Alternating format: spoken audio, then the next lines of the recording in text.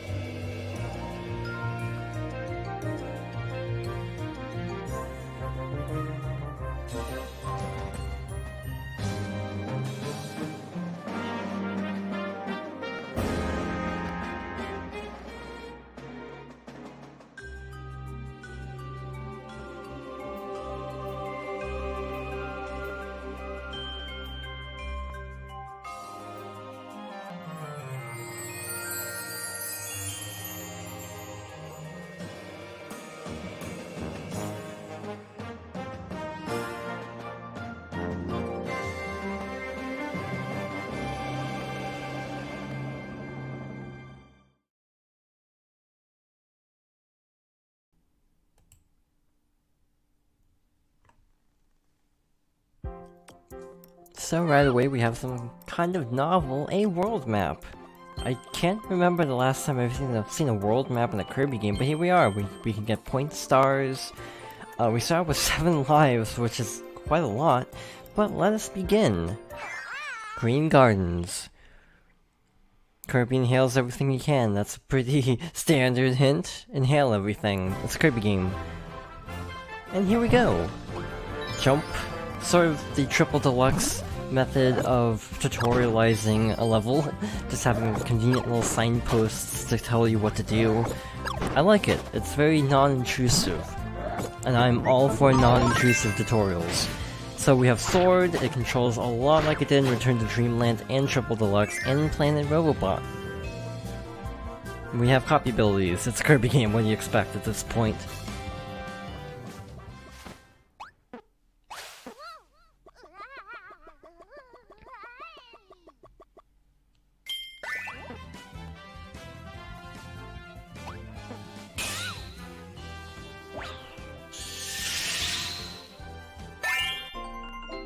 About friend hearts. Throw a friend heart to make a friend.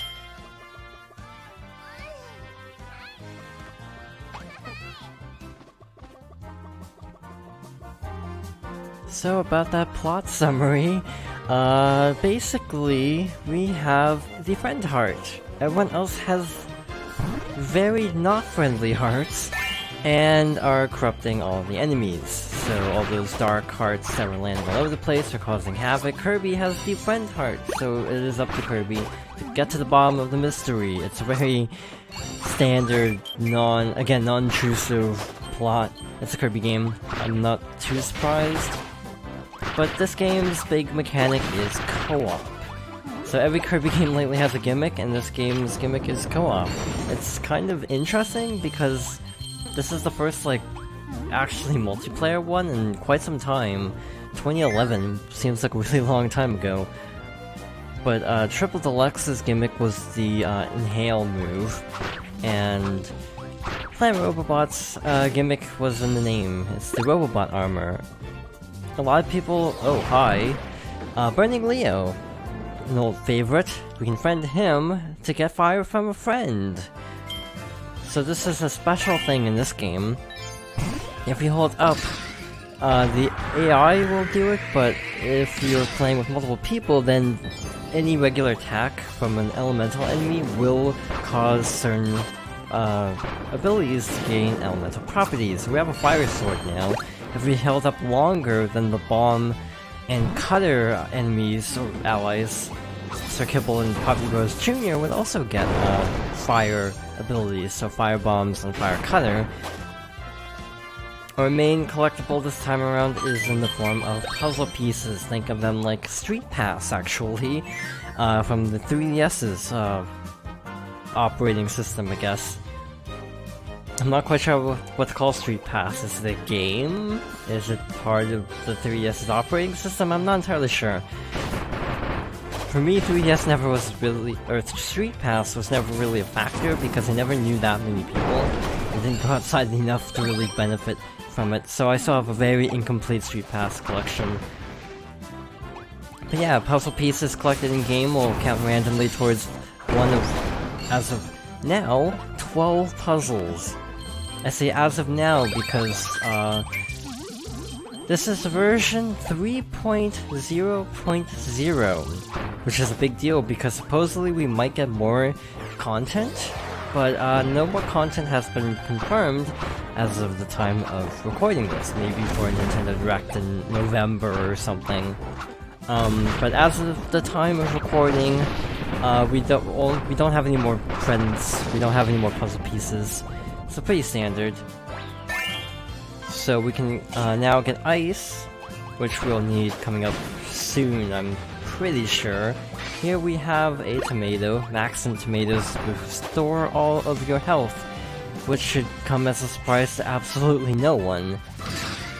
So we have 5 main elements to choose from, so this is our second one. We're seeing Blizzard. So we could just let Chili do all the work, or we can take charge. Here we have the first special puzzle piece of the level. The rainbow-colored ones are specific to these levels. Think of the purple spaces on a Street Pass puzzle.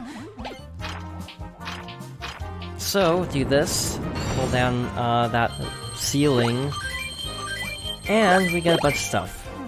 We already have gained 6 lives in the first level, which should definitely indicate how this adventure is going to go, I'm gonna be real.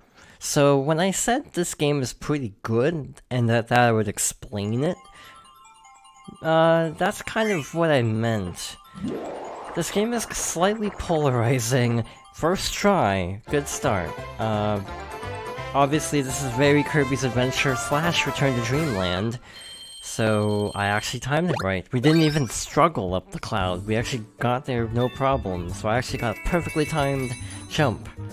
I don't know how that happened, to be honest, but again, the puzzles fill out randomly, and again, like Street Pass, the purple ones are filled in by these special pieces we find in each level. So I like this game, I'm not gonna lie, I actually really enjoy this game. And a lot of people kind of didn't enjoy this game, because it's really easy. So we're gonna jump into Donut Dome, and I'll continue my tangent. This is a pretty straightforward level, so good time to bring this up. We get stone, that's kind of the main gimmick. Here's our third element, actually. So we have a full elemental crew. Now we have a Splash Sword. It's kind of not helpful if you have ice, because ice and water work on a lot of the same puzzles. We're supposed to slide, and I botched it. Can I get the check mark? There we go. Perfect run so far. Kabu returns as usual. We have these switches to help us slide out these parts of the land. Again, water is good against a lot of same things ice is good against, so it's kind of not a good idea to have both, I think. So we might ditch one or the other. I kind of want to stick with Dribbly because he's new to this game. I'm pretty sure Dribbly isn't in any of the other games. He might actually be in one of the other games. I'm actually starting to think, and he might be. Might be in Triple Deluxe or Planet Robobot. I don't think he's in Return to Dreamland? The Let's Play was this year, and I'm already forgetting what was in that game. Good sign. Yeah, I actually really enjoy this game. It's a fun little romp. It's kind of lighter, I'd say, than Triple Deluxe and Planet Robobot in terms of a, like, technical level. It's a little bit more, relaxed in a way.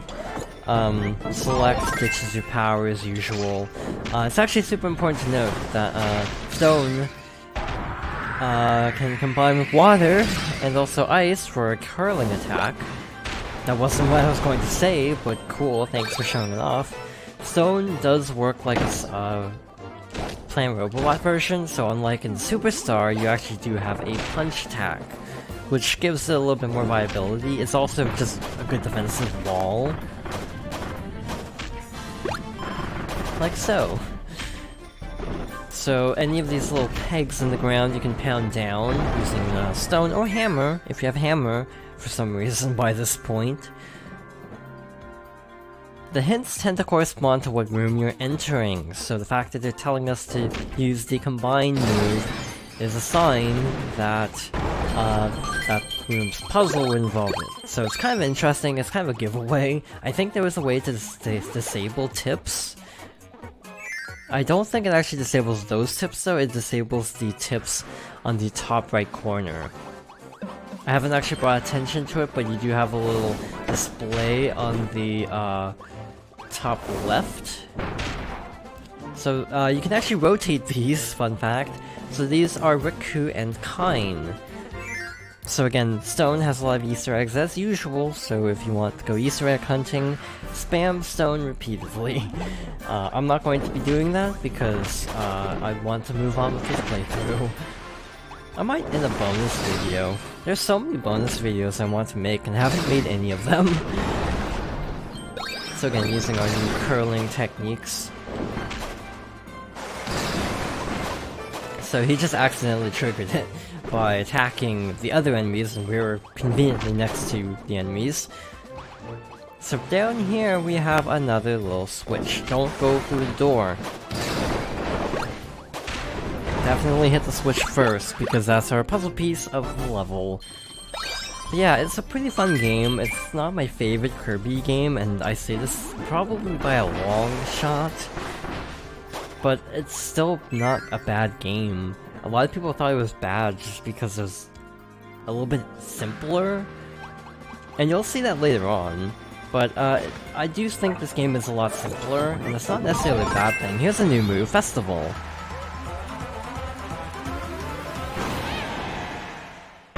So it's kind of like Mike, and also Crash, where it's basically a screen nuke. It says attack up, which I assume means you get boosted attack, but I've never really tried it in a situation where I could test it out. And returning from Kirby's Adventure / Nightmare in Dreamland, we have these big switches. This one opens up the Dream Palace on the world map. So, with all that being said and done, I think we're actually at the end of the level. Again, you can share healing items. They say it's feeding. A lot of people thought it was kissing for the longest time. Fun fact. And there we go. Level done. That was actually really simple. I've heard people discuss the fact that this game is easier than a lot of recent Kirby games, as evidenced by the fact that you can't even find a pit until World 2. You literally can't fall into a pit until World 2. So again, this game was designed, I think, for entry-level players, but that's not necessarily a bad thing because of the multiplayer. It's definitely designed to be aimed at a group of people, some of whom may not be as experienced with Kirby. Another main criticism is the frame rate is 60 in menus, but not in actual gameplay. While I would have preferred 60, I think this is a solid 30. I don't notice too many dips, so I'm actually okay with it being a locked 30 in gameplay, but it does feel a little jarring, the occasional moments like menus and loading screens that are actually 60. Here we have the Dream Palace, so we might meet legendary characters. Cool. But with that being said and done, I think we're gonna end it here. So next time we're gonna continue with the World of Peace, Dreamland. So thank you for watching, and I hope you join me next time for more Kirby Star Allies.